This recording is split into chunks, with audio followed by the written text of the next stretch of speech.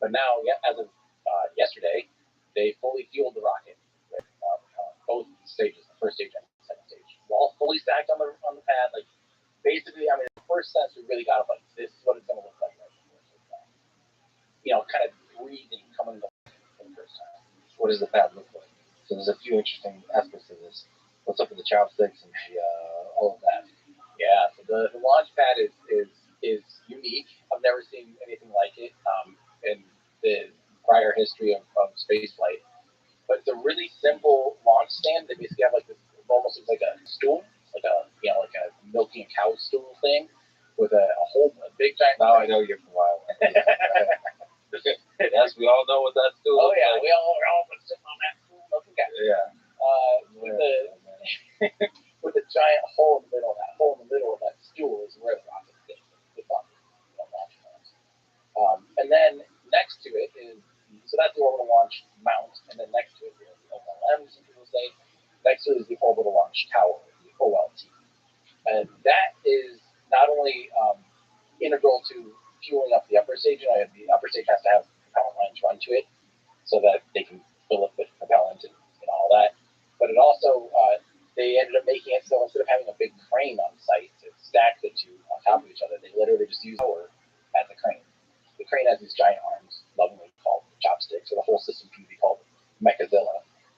And that will grab onto the booster, pick it up off of its transporter that transports it from the production site, lift it up, puts it down onto the launch mount, and then it will pick up the center of the upper stage Starship and plop it on top of the booster. And they did that for the first time last year. Actually, it was like Valentine's last year. It was the first time they used the chopsticks to stack it, and now they're doing it quite frequently. But ultimately, those chopsticks have to serve a second purpose. They're actually going to utilize, if you say catch, it's not so much they're going to catch the booster with these chopsticks. It's not like a dad trying to catch a fallen child. It's more that the booster and the Starship will someday land on those arms. So they're more or less stationary. I'm sure there's some bit of adjustment that the arms will do, but more or less the rocket's going to forcibly land and get picked up by like what's essentially like two relatively small ball joints that hold the entire thing. So it has to land very precisely on these mounts and onto the launch mount, and that's just going to just place it back onto the stand and allow it to be refueled and fly again. What's the idea of using the arms versus having what's the benefit? You are basically removing the mass of what would be heavy landing legs, and you're putting kind of that landing infrastructure onto the ground system. So you're not having to carry those landing legs into orbit. But it's also elevated off the ground. Is there some aspect of that where you don't have to balance the thrust and all that? There's like plume interactions. There's like the exhaust hitting concrete, and especially with a rocket this big, it's gonna use like 3 Raptor engines firing. You have them firing really close to the ground. You're just gonna absolutely destroy and crater the ground. You have to refurbish the ground and the landing pad every time, and or have huge landing legs that are super long and tall, to make it so it's elevated enough to not do that.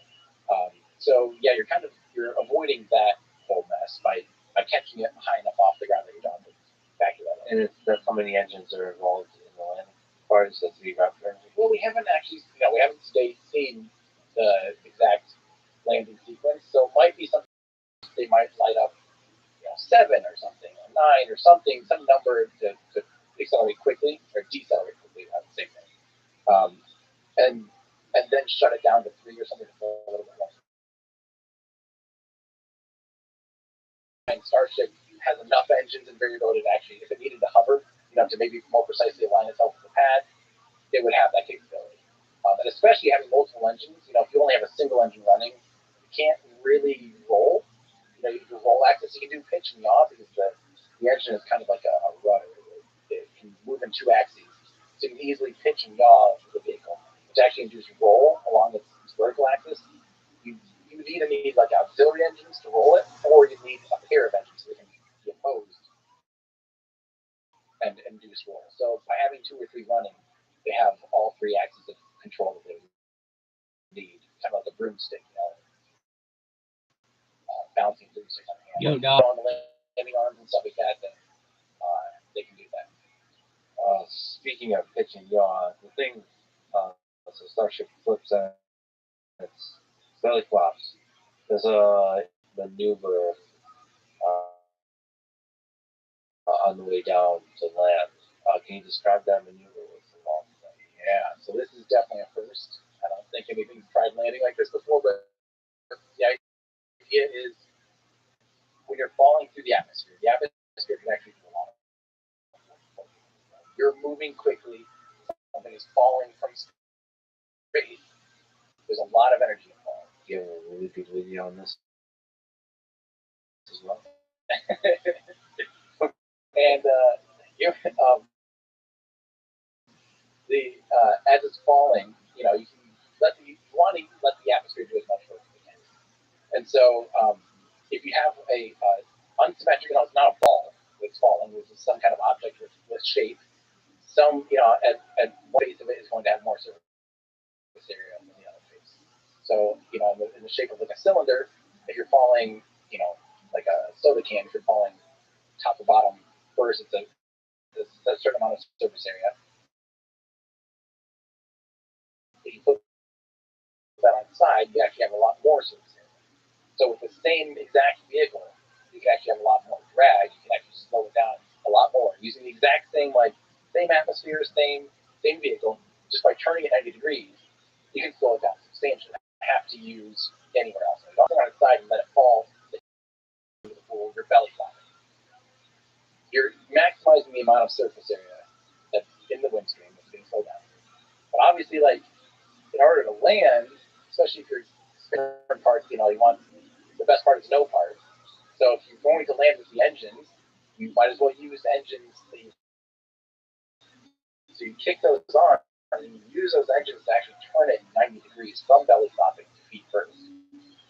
And that way you can use those same engines forces, even if you were to land on its belly with a separate set of engines, not only would those engines weigh a lot, the ship would be able to handle landing, on its belly as opposed to having the force. But it's a giant thing, and you have to rotate in the air. And as you also highlight, there's liquid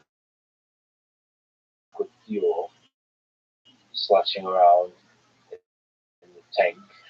So, you can't, I guess, use that fuel directly. You have to have another kind of fuel. There's just complexities there. Yeah. It's difficult from the, what are the thrusters that actually make that, make all that happen? You're adding a lot of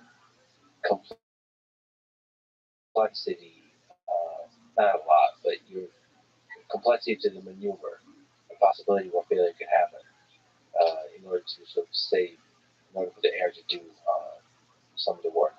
So what is some of that complexity? Just you can linger on it. If you think about what it's going to take to go from horizontal to vertical, this rocket in particular, the Starship has these big flaps. So it has kind of two nose flaps and two rearward flaps.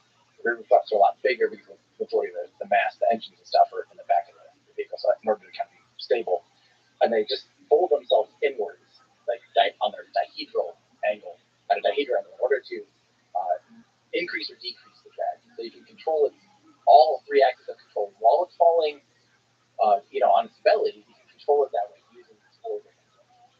So you have these giant. James Bond, that's what I thought it was. Shalom, how you doing, big dog? I hope you have a blessed and beautiful day yourself. So that's a huge. Hope all is good in your neck of the woods. Developing that landing algorithm and the control for. I thought that was you. With flaps going in and out, in and out, in and out to stay stable. Then amazing. Right, the engine, Bong, James Bond. now all of a sudden you want the top. Amazing. You want to flip the rocket 90 degrees. So the rearward flaps, the bottom flaps, fold in. They tuck all the way in to minimize drag. That's going to make it want to swing down. You extend the upper flaps. That makes the nose wants to pitch up. You kick on the engines. They're now lighting all three engines, at least as the last successful attempt. They light all three of the sea level Raptor engines, and they're pitched all the way 10 or 15 degrees or whatever the maximum pitch is on them. And that induces it does that kick maneuver to kick it over from horizontal to vertical. Now the problem is you lit your engines while you're horizontal, so they put some horizontal velocity in the rocket. They push the rocket. At the time the nose is at the time of lighting those engines, the nose is facing the horizon, and the engines are facing got it a decent amount in off, the direction that you're not falling. So you have to factor that in to where you're landing, because you're going to land precise. In this case, you're going to land on the inside of the arm, the loving arms of the chopstick, the three arms wide open, and try to land inside. This is exactly the song that you're playing through my head, and I watch this now. Thank you. Thank you for forever. There he is. Just grabbing some cappuccino. Oh, fancy. And you have to very precisely control. So we have to do is, now that it's done that kick, you also have to cancel out that horizontal velocity. So it's actually going to rotate beyond the 90 degrees to cancel out that horizontal velocity, and then modulate the engines to make it so the thrust, is perfect, so that it can control itself into a controlled landing. And all this is done in like 500 meters, like 1,500 meters. It's doing all of those things stupidly close to the ground. It looks absurd. And so far, they've done 5 of these tests. All the first 4 all blew up.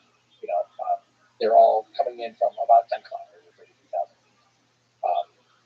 Falling, flipping. Again, this is huge. That just the booster or just the upper stage of this is like 50 meters tall. So it's 150. It's like 45, about 50 meters tall, about 165 feet tall. 9 meters wide, so 30 feet wide. It weighs, something like, I don't remember, something like 120 metric tons, so 120,000 kilograms, 250,000 pounds empty. And it's really it has to do all this perfectly. So the first four attempts of this were pretty spectacular failures. So just to clarify, which stage? The upper stage is doing this belly flop maneuver. Yeah. So this is the stage that would presumably have humans on board if we want to use. And if things continue to play. Now, here's something I would love to see. Just saying this. Yeah. If you already have these big aero surfaces, the flaps, they also have to move on heavy motors and hinges and flaps and all that stuff. I'm actually surprised that for Earth, they aren't just looking at landing it horizontally on a runway with a space shuttle. I mean, that worked. The Buran did it. So we use Buran. I roll my eyes real hard there. Wow. Really good job. Very impressed. Very impressed. The Buran did it. We have other space planes like the X-77B. We have the upcoming Sierra Nevada's Dream Chaser. It has some extra mass in the wings, but so does Starship. Starship has the extra mass in those flaps, and the motors and the hinges and all that stuff. I would like to see the trade on, like, is it actually lighter weight to do that versus doing what SpaceX is doing?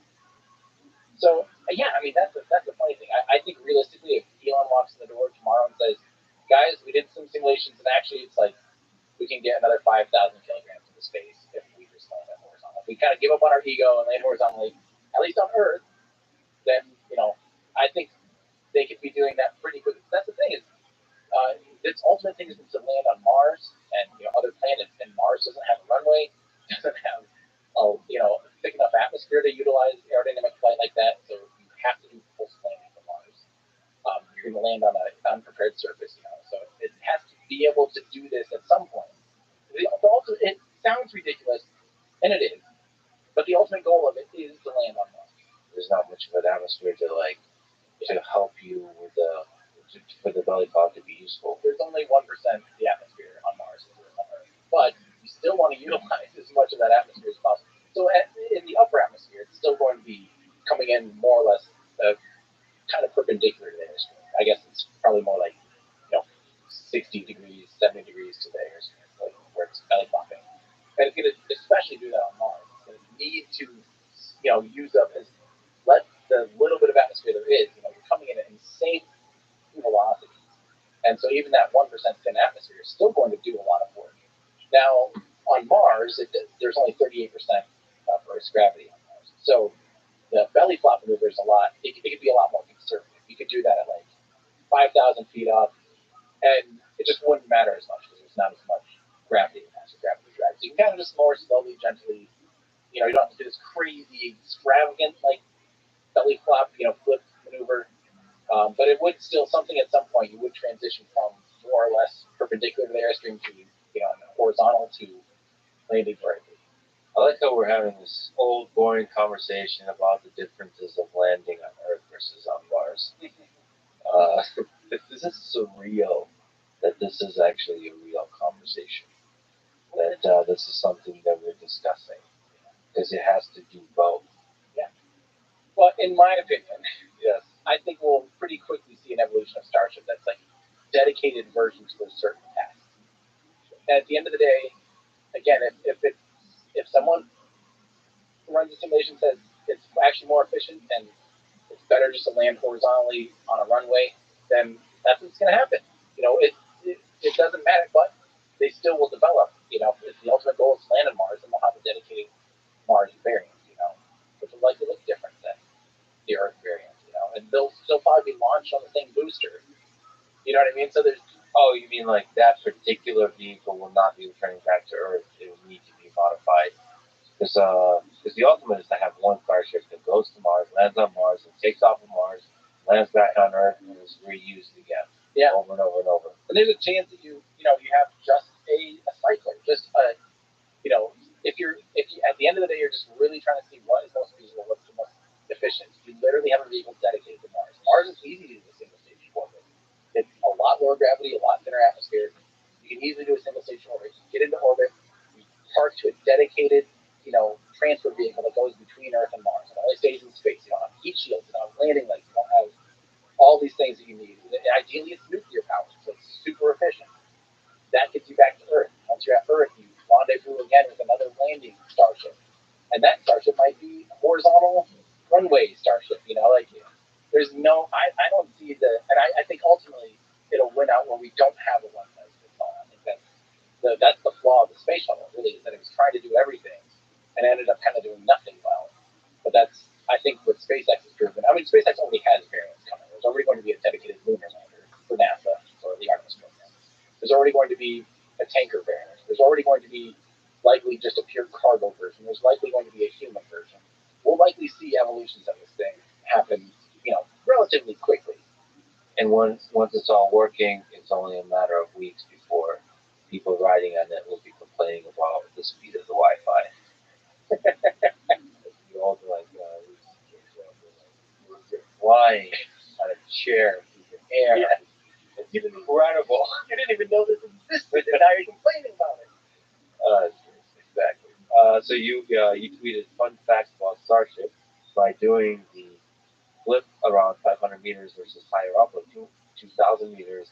The difference in delta V is 500 meters per second. That's a 20-ton fuel saving, which means basically 20 tons more you could put into orbit. That's more than Falcon 9 has ever launched just by flipping later. That's really interesting. So that was a decision to just flip close to the planet. Yeah. The closer we ground, the better. The more the atmosphere is doing work.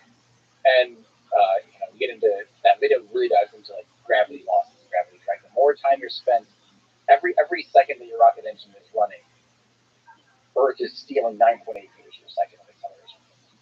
There's just inherently 9.8 meters per second squared of acceleration. So every second that engine is running, the big majority of the thrust is actually being stolen by Earth's gravity. So the longer you're fighting that, the more inefficient it is. So the best thing would be you flip at 100 meters off the ground, you light all your engines to maximum thrust, you pull 50 Gs, you land on a dime. Basically. Obviously, there's no margin there. And there's diminishing returns on that gravity loss thing and your high thrust weight ratios. So that's a pretty good compromise. Yes, it looks scary, but they could be a lot more aggressive with that yet and squeeze out a little bit better performance. But there are diminishing returns. So that's kind of the magic number we've seen so far today. We'll likely see that. Oh, shit. You've attended some of these. What does it feel like? Yeah, These First of all, when it's just sitting there stacked, and second of all, when it's doing some of these tests, some of these maneuvers. Well, first off, if you have the freedom of traveling and happen to live within a reasonable, either by plane or car, it's worth going down to South Texas. So Starbase is right on the border of Mexico and the United States, very southern tip of Texas, right along the Rio Grande, and it's insane because it's right up along a public highway. You can anyone can drive down. It's assuming it's not closed for testing. They do close the highways during the week a decent amount while they're doing tests. But stands any of those days, anyone can just drive down and see these things up close and personal with their own eyes. Like we're talking, from 100, 200 meters away. So 2 football fields away from the world's biggest, most powerful rocket. Imagine being able to do that during the Soviet Union, and, during the N1 and Saturn V. Imagine just being able to drive up right next to the launch pad. There's no way, and so to have this kind of access to this program is so incredible. But the crazy thing is when you're driving out on Highway 4, it's bumpy. It's riddled with potholes now because of all the insane amount of trucks having to go out there and traffic, and you're going through this. It's just this weird. Like, where am I? Occasionally you're seeing, like, you kind of see you can see Mexico out your right window as you're driving down this highway. You're just sitting there. Where am I? And then all of a sudden you kind of turn this corner, and the trees and the brush kind of clear out, and all of a sudden you get a sense of everything on the right. At that point, you're pretty much 5 miles on the right, 8 kilometers away. And from there, you can just see through the heat haze, through the atmospheric distortion, and you just see this weird, looks like a city almost on the horizon. There's tons of these tall buildings. There's a weird, ominous launch tower thing with arms wide open, and sometimes, and giant metal rocket, and it just looks so weird. The word surreal, I think, by definition, I think if you are expecting it, it's not surreal. I think surreal kind of means like unexpected surprise or whatever, Even if you're expecting it, even if you've seen pictures, even if everything, it is surreal. You stand there and you say, what is this? And also, there's a kind of magical aspect to this. This is the place where over the next few years we'll start as a human species reaching out there and traveling out there. We'll for sure see the development of the rockets that I think will take us further than ever before. Be born right there. What's it like to witness the actual testing of Starship? So far, it's been high stakes. Like it's been insane because the first I kind of mentioned earlier, there's been SN8, 9, 10, 11, 15 that have all done these suborbital hops. The highest one went 12.5 kilometers. The rest of the floor went 10 kilometers in altitude, and then turned off the engines and just fell. Now the cool thing about that is the general public could be about 5 miles away, so like 8 kilometers away. And the weird thing is this rocket's slowly. No, I haven't slept yet. They didn't want to exceed a certain speed, so they didn't have to worry about the aerodynamics of it. They just slowly climbed, and it probably also to appease the FAA. They're like, here, we'll just limit the thrust away ratio. This move. Make it so it's slowly forward. So it's basically more or less like slightly above a hover, just climbing for minutes, for like 4 or 5 minutes. You just hear and feel the roar of the sun. Normal rockets, like after the first 30 seconds or minute, they're so far away that it's just diminishing. It's just fading. You still get that rumble in that sense, but those first 5 flights, the suborbital hops, were just I'll cherish them forever. You're watching this thing that you've driven up next to. You've seen it with your own eyes. It's bigger than most buildings in a fairly dense urban area. It's this massive thing. You stand there, you sit there, you look at it, you're like, wow, that's crazy. You've seen people working out their little hands compared to it. Then you drive away, you see it on the horizon, and all of a sudden that thing leaves. It starts moving, hovering, essentially. And the first time, you put, for me at least, I put my hands on my head, and I can't help it. It's not, I don't know. It's surreal, like you said. I don't know what in human nature decides this is what to do when you can't believe something, but that's what happens. And when that thing first took off, it was just like my brain couldn't process seeing, because I had spent so much time driving around and seeing it, all of a sudden take off, and you're like moving, and all these, most complicated rocket engines ever made are all firing simultaneously and didn't blow up on the launch pad, slowly increasing, and it's just crazy. The sound, everything about it. So by the time the first one is specifically, it was December 2020 was the first SN8. It went up, and we all lost it in the sky. We couldn't quite see it, but we had telescopes and high telephoto lenses tracking it. And what's funny is there's a pretty strong wind up there at that altitude, and it's moving. There's a lot of gaseous oxygen being vented out of the rocket, and it's being blown by this air. So it looks like it's moving actually quite quickly, like away from us, like it's strafing to one side.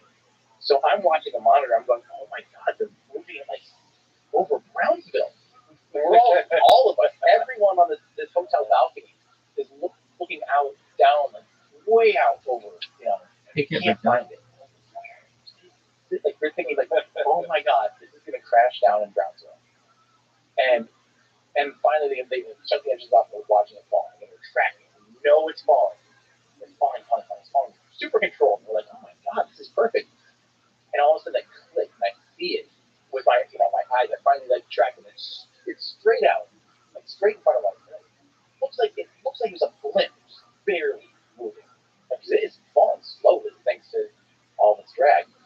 And again, that's one of those moments I'm like, it's falling so slow, because it's so big, it's so massive, it's falling sideways. I've seen Falcon 9 boosters and Falcon Heavy boosters, and they scream, they come in so fast. And you can just barely track them all of a sudden, light their engines, they decelerate so quickly. This was like the opposite. It's like, nothing ever coming down. It was just falling so slowly, so right there, just felt like it was so close. And so when it finally lit its engine and it flipped, I was losing my mind. I'm like, it's working. This crazy plan, this huge, massive thing is doing this absurd speed. And the first four, again, didn't work out as planned. But getting to that point already, getting to that flip maneuver was a huge milestone. And it was so exciting just going through those firsts were amazing. And I think, we're coming up now on them doing the full stacks of the booster and the understage. I think when we see that fly, when that leaves Earth for the first time, it'll be, like I said, almost twice the amount of thrust as anything else. It'll be the biggest, heaviest, largest thing to ever fly.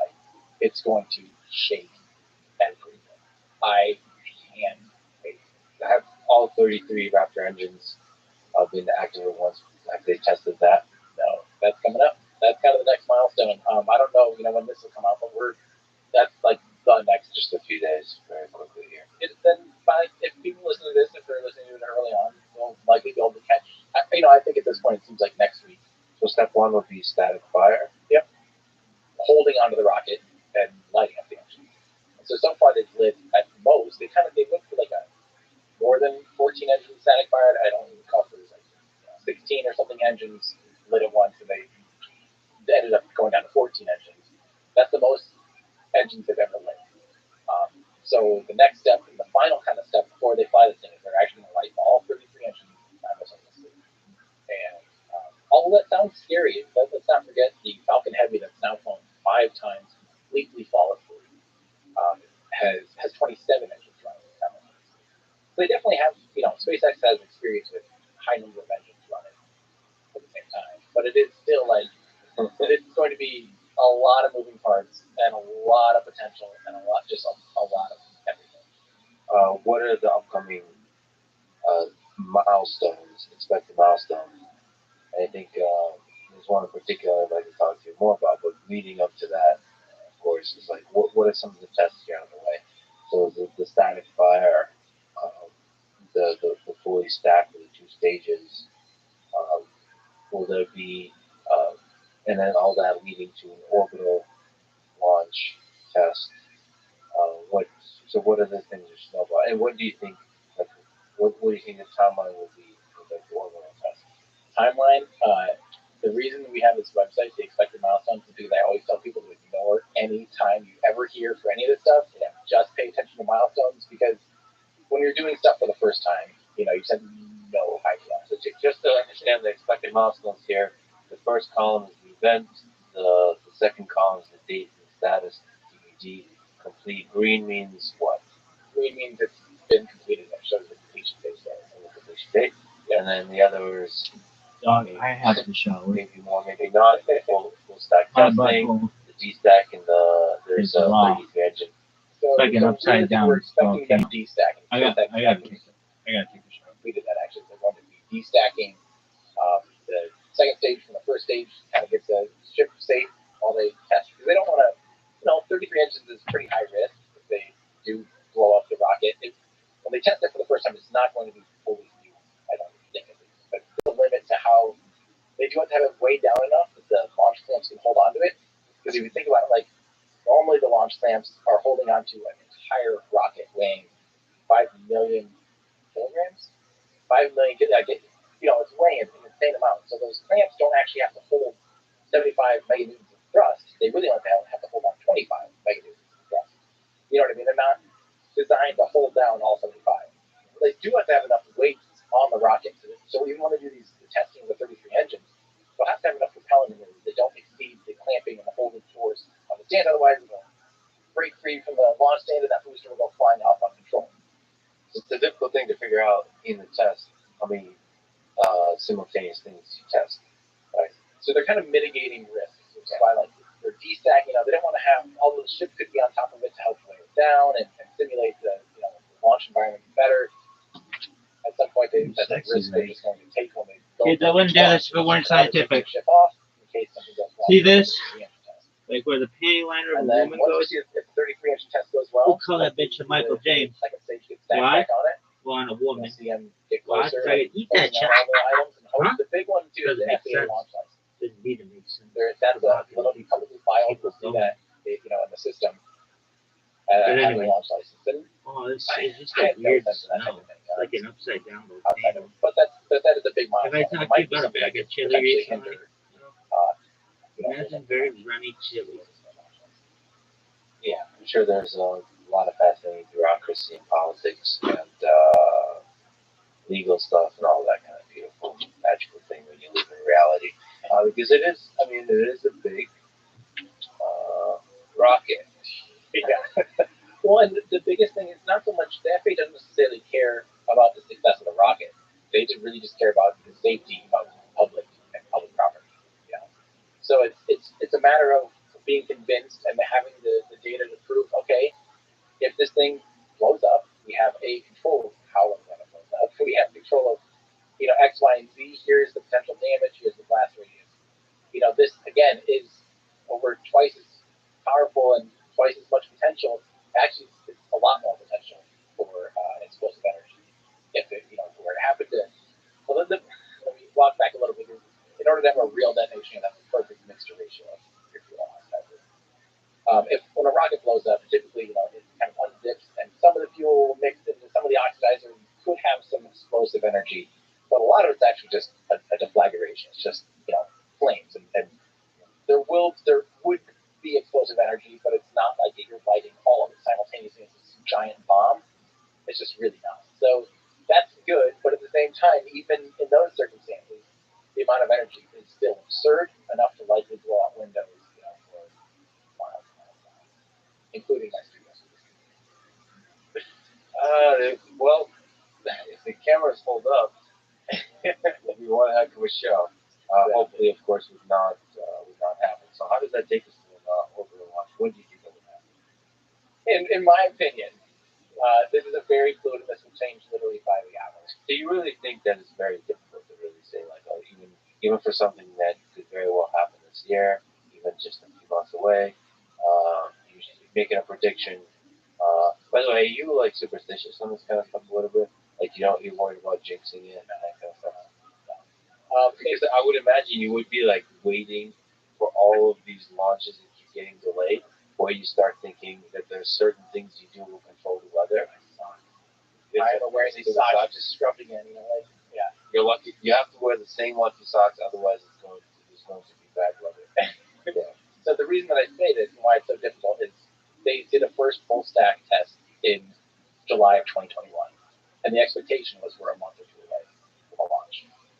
So, realistically, for 18 months, we've been in a purgatory thinking that we're a month or two away from launch.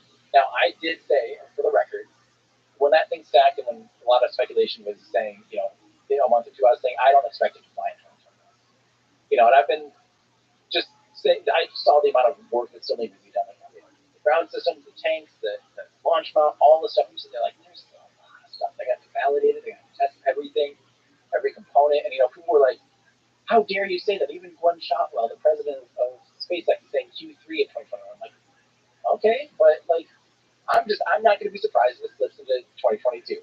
And here we are at the beginning of 2023. And I think we're finally within like 2 months. I'm expecting, like, I'm trying to keep my March and April as good as I can. We'll put it that way. I love it. Actually, just on a small tangent on Gwen Shotwell, like, what do you, from everything I know, she's an instrumental, a really crucial person to the success of SpaceX in running the show. She's the president, COO. What do you know about her that sort of the genius of Gwen Shotwell? Man, my understanding is she's really she's the glue to the tornado.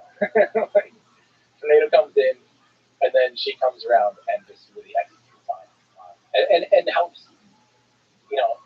A famous story is that at some point Elon walked in, or she sprinted into a meeting because Elon was actively trying to cancel Falcon Heavy, saying it's too far, like it's too much development, it's still too far away. And this is like, this might have been like end of 2017 or something, and it flew for the first time in 2018. So we're talking like it's close to the end of development. There's hardware being built, all this stuff, and Elon's literally in a meeting telling people they're going to cancel it and just go full steam ahead on that. And she runs into the meeting and reminds Elon, we have X amount of customers that have already purchased a ride on Falcon Heavy. We can't delay that. So it's that business sense of like, yes, it's great to innovate, and we also have to pay our dues and make the money to continue our operations. And I think she's just a lot better at. I think she has such a great perspective on it. It really seems like everything. She doesn't. I wish she did more interviews because I would love to hear more. But man, like, just hear that, Gwen? For both of us. Yeah, she hasn't actually done many interviews. Not really. No, she's done like a TED talk, a couple of little things here and there, but not really many interviews. And I would just love to hear like what on a daily basis, like, what is she doing to keep her head on and keep everything so organized? But yeah, my understanding is that she is absolutely integral and does just an insane amount of work. Yeah, I mean, it's the project planning, but also how the teams integrate together and the hiring. It's just I think it's a lot of it. Honestly, even just the business, making sure the money's flowing in a positive trend, more or less. That yes, Elon's obviously a money guy, but I think Elon is so risky. He just loves to throw it all in that he leaves little margin for error. He's been really lucky with rolling his dice, especially like when he started SpaceX and Tesla. That was the ultimate roll of the dice. But I think she's a healthy balance to be like, well, here's our operations and how we can continue to do this without risking everything. And Starship's close. Let me be clear. Starship is close to risking everything already, which is such a big, fast-moving, high-risk development program that, like, I personally think, SpaceX would probably be fine if they shut the doors on Starship and just flew Falcon 9 and Falcon Heavy for the next 10 years. They'd still be commercially valid. They could not spend another dollar on research and development. I don't want them to, fire everyone involved in anything research and development and just ran operations on Falcon 9 and Falcon Heavy, and they'd still be dominant for 10 years. And they'd still have a business case, and they'd still be fine. But they're all in. Like, all chips are pretty much, as many chips as possible are in. I don't know what else I could say. There's not, I've talked to a lot of great leaders. There's just not many people like Elon that would push for Starship. When they're already ahead. Very successful company. Yeah. Sort of everyone doubted that it could be a successful company. It was so close to bankruptcy and failing. And then to take it into a financially viable, successful company. And just when you do, you take on a project that again risks everything. Well, he already did this with Falcon 1 to Falcon 9. Like, literally, people were like, what are you doing? They basically signed over and were fully ramping up Falcon 9 by the time they finally had their first Falcon 1 success. They had one more flight. They only flew Falcon 1 successfully twice. They flew 5 times altogether. The fourth one was successful. And anyone else out there would have been like, let's keep flying the Falcon 1. We have a working rocket. We can start, making money and profiting. And already he was risking it all and saying, nope, we're going from Falcon 1 to Falcon 9 was a huge leap. You know, it was. I think it's at least as big as a leap from Falcon 1 to 9 as it is from Falcon 9 to Starship. They're around relatively similar leap. So it's just that same thing again. People are going, why are you leaping into this insane program and system and risk? We have such a, you finally have this workhorse of a rocket that's so dominant in the industry. If they're going 10x, It so happens you've been selected for the Dear Moon mission that will fly Starship once around the moon with 9 people on board.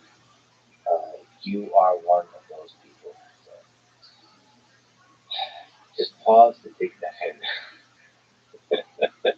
Everything that we've been talking about will not just be reporting on, you will be a part of it.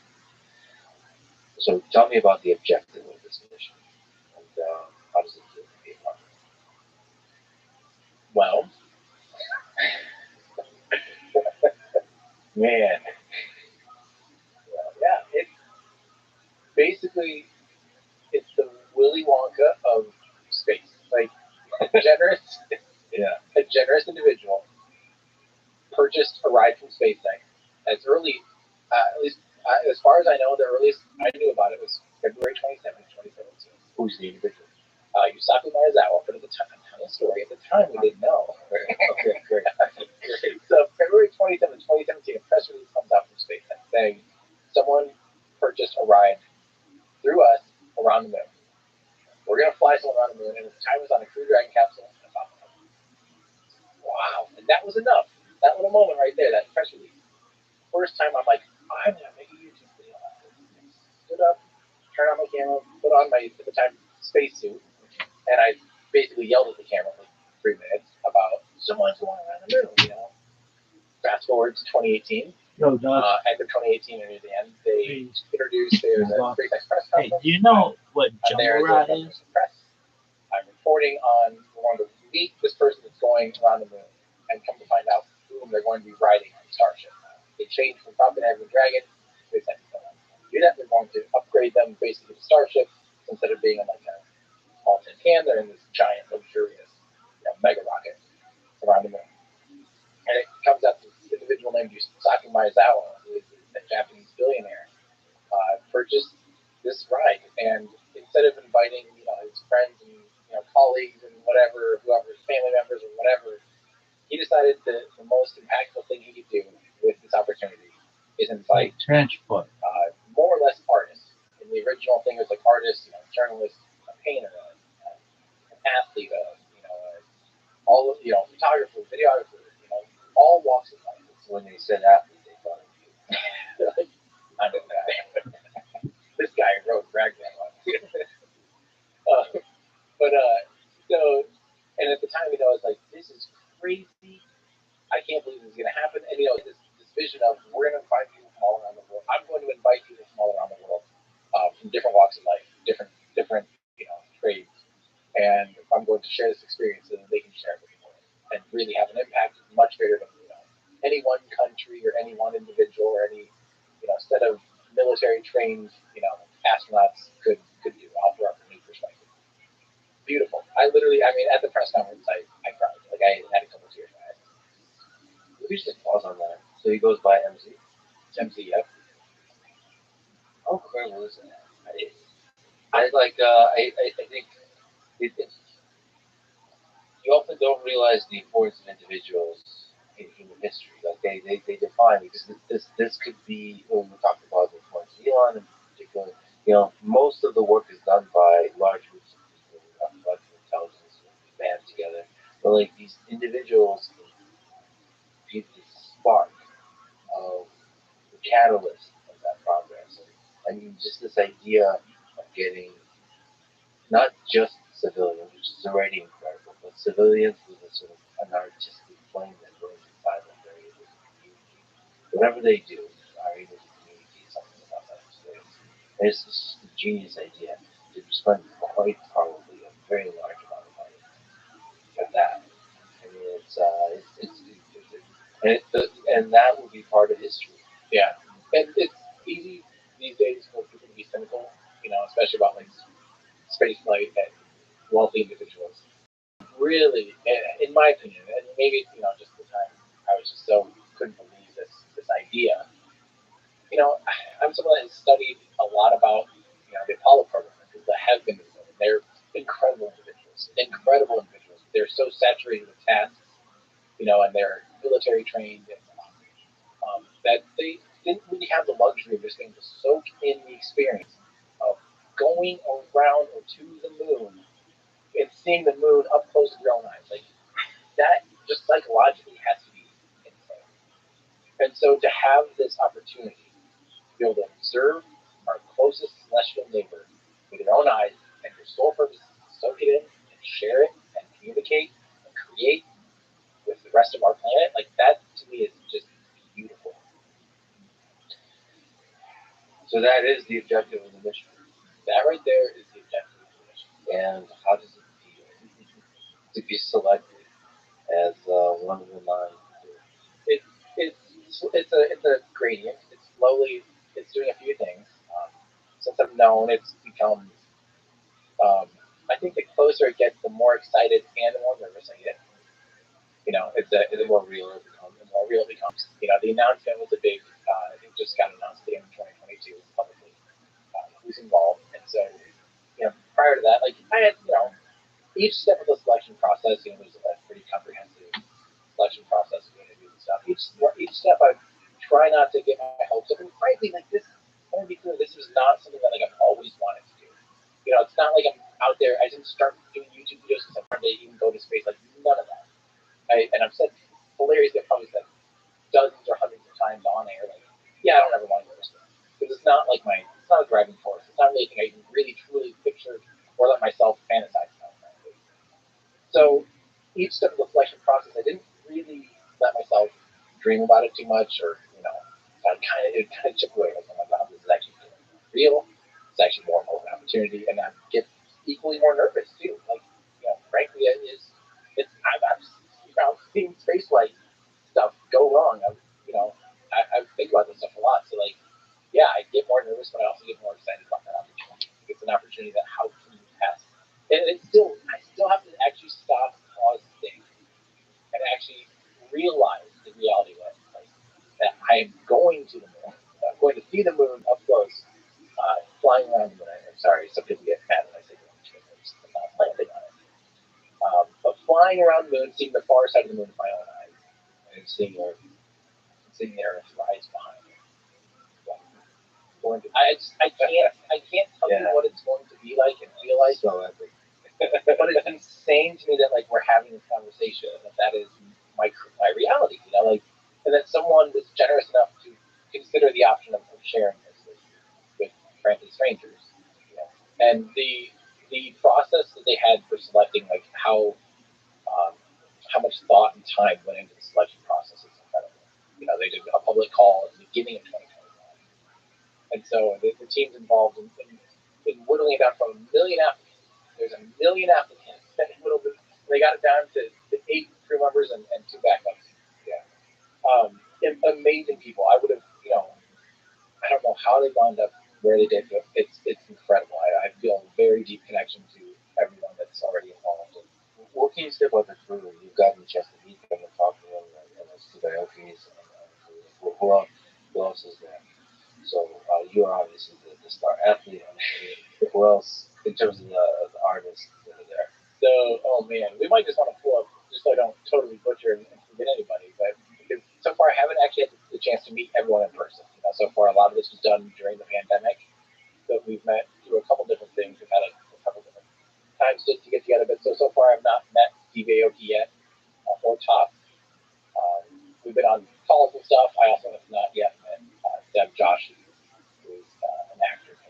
So yeah, we can Steve Aoki, American DJ and producer, musician. Top from South Korea is also a musician and a producer. It's all across the world, so it's truly global.